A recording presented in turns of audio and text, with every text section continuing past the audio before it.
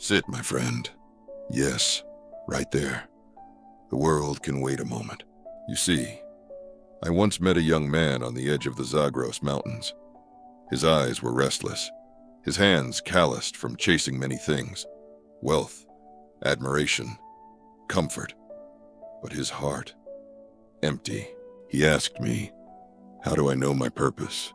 I smiled, because I too had once asked the same question, under the same sky, long ago.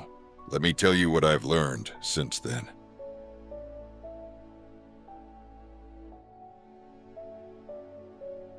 Most people search for purpose like a traveler running through a storm, hoping to find the sun by running faster. But the truth is, your purpose is not out there. It is not a place, not a title. It is a whisper inside you, long forgotten, buried under noise. You must first become quiet enough to hear it. When I was a young boy in Shiraz, I would sit by the river, watching reeds bend to the breeze. One day, an old dervish sat beside me. He said, "The reed doesn't ask the wind where to go. It listens, and so must you." Your first step to finding your purpose is listening, not to others, not to trends, but to your own stillness. Ask yourself, not what the world wants from you, but what makes your soul ache with meaning.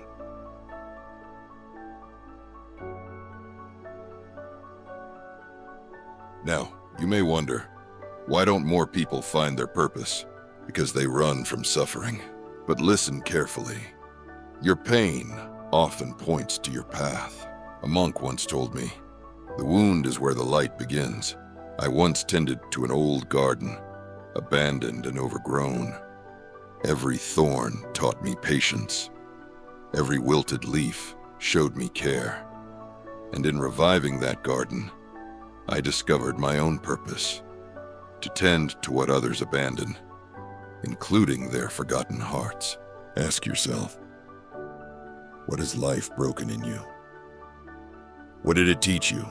In those broken places lies a hint. Purpose is not just found in what you love. It's found in what you've survived.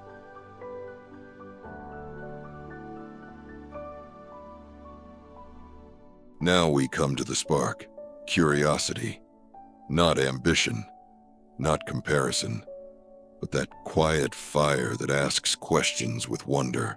In the monastery, we had a saying: follow the trail of what lights you up. One novice monk was always late to morning meditation, but early to tend the temple's birds. He didn't love silence. He loved life. We let him go. Years later, he opened a sanctuary for endangered birds. His joy became his gift to the world. So I ask you, what would you do, even if no one watched? What calls to you when the world is quiet? That's not random. That's the language of your soul.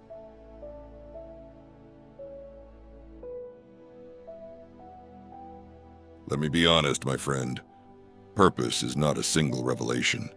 It's a series of small awakenings. A step here, a wrong turn there, a detour that becomes a doorway. I once spent 3 years in silence, thinking I'd find the answer in the void. But the answer came later, when I was asked to guide a lost child back to her village.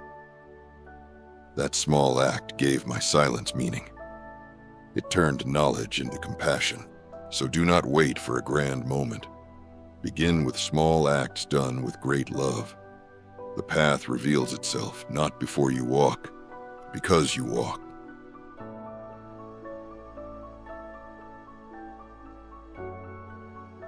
And finally, the heart of purpose is not in what you get, but in what you give.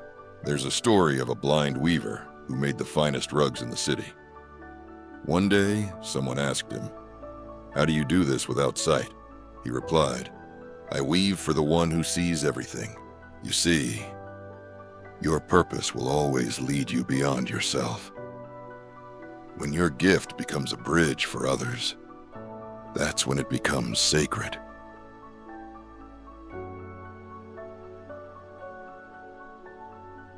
So now, as we part ways for today, I leave you with this. Don't rush, don't force, just begin. Sit with your stillness. Listen to your longing. Honor your pain.